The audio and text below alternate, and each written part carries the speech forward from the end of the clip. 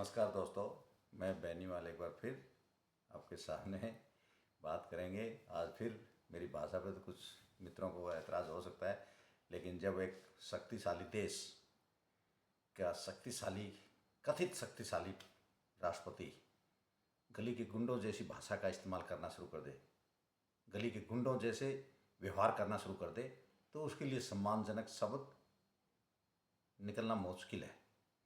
और हम भारतीयों में एक बड़ी दिक्कत है, सबसे बड़ी समस्या है कि हम घटना का पूरा पर्सपेक्टिव नहीं देखते हैं, बस अपने मतलब को देखते हुए और जो हमारे नेतृत्व है उस पर हमलावर हो जाते हैं। जैसे कि इन दिनों वो बनरा, अब मैं बुरा बाल को बनरा बोल देता हूँ, चलिए समझ गए होंगे समझने वाले। एक बार फिर हवाबाजी मोड में है। वेनेजुला पर कब्जा करने के बाद और उसके राष्ट्रपति को अपहरण करके अमेरिका ले जाने के बाद हौसला उसका बुलंद है और व्यवहार गली के गुंडे जैसा है, और इसी के साथ उछल कूद करनी उसने शुरू कर दी है।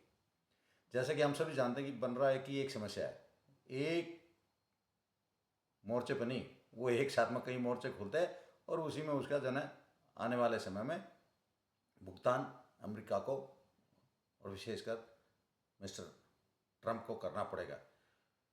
जैसे वेनेजुला मिल गया, अब उसे भारत पर भी तंज करने शुरू कर दिए। पिछले 2 दिन से 2 स्टेटमेंट आए हैं उनके, जो हमारे माननीय प्रधानमंत्री की गरिमा के विपरीत हैं। उसके साथ ही उन्हें फ्रांस से भी पंगा ले लिया है, वहाँ के राष्ट्रपति के लिए भी ने कुछ बोला है। यूरोप के देशों में भी टांग घुसा दी है ग्रीनलैंड के मुद्दे पर, और चीन के साथ तो पहले से ही जो है पंगा है, और चीन भी बुखलाया हुआ खपा खाया हुआ है अमेरिका से। मोदी के बारे में जो उन्हें 2 स्टेटमेंट दिए हैं पिछले दिनों अलग अलग, बनरा कभी कहता है कि मोदी उनसे गुस्सा है, कभी वो खुद कहता है कि मैं मोदी से गुस्सा हूँ। तो भाई कहने का मतलब ये है कि उसने अपने व्यवहार से पूरी दुनिया को एक तरह से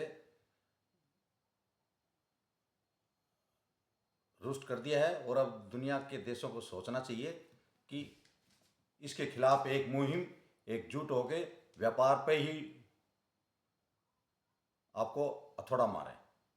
जब व्यापार पे हथौड़ा लगेगा तो अमेरिकी जनता को महंगाई की झेलनी पड़ेगी, इकोनॉमी उनकी बैठेगी, और उसके बाद ही इनकी जो अभी हवा में उड़ रहे हैं उनकी अकल ठिकाने आएगी। हाथ तो ये है कि दुनिया में टैरिफ लगा के घूम रहा है। टैरिफ लगा रहा है तो क्या है भाई, टैरिफ को कौन भुगतान कर रहा है? जो भी इंपोर्ट वो लोग करते हैं उस पर टैरिफ कौन भरेगा? लगाइए टैक्स, वहाँ की जनता को ही टैक्स देना, उनकी वहाँ महंगाई उनको करना पड़ेगा। हाँ, हमारे को एक्सपोर्ट में थोड़ा सा नुकसान होगा, लेकिन ऐसा नहीं है कि हम उसके बिना सर्वाइव नहीं कर सकते। हम कर सकते हैं और करेंगे भी। फ्रांस के लिए भी मैंने बताया आपको, आप सब बोलता रहता है, बोला है कुछ ना कुछ उसने, जो उसका डिटेल मैं अभी नहीं बात करूँगा, लंबा हो जाएगा वीडियो। वही कोई उसने भी बोला था अभी कोई व्यापार के कोई संधि करेंगे, उसके बारे में जनता के सामने ना बोला जाए। भारत के लोगों की सबसे बड़ी बात, हम जो प्रतिक्रिया उसके 2 स्टेटमेंट आए हैं उनके, और उनके जो है एक खासम खास जो हैं उनके जो स्टेटमेंट आए हैं, उससे अगर सोशल मीडिया में देखें तो अपने ही लोगों के स्टेटमेंट देखेंगे तो आपको आसानी से समझ में आ जाएगा कि परेशानी कहाँ है।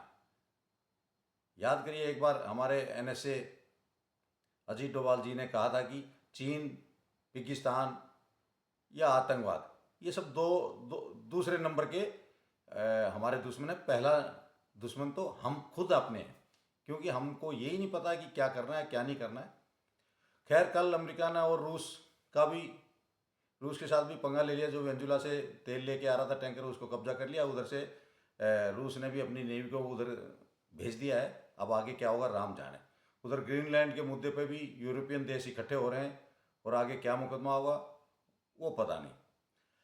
अब सब नकारात्मक कदम उठाने की बात कर रहे हैं यूएस के खिलाफ। आगे क्या होगा कहा नहीं जा सकता है।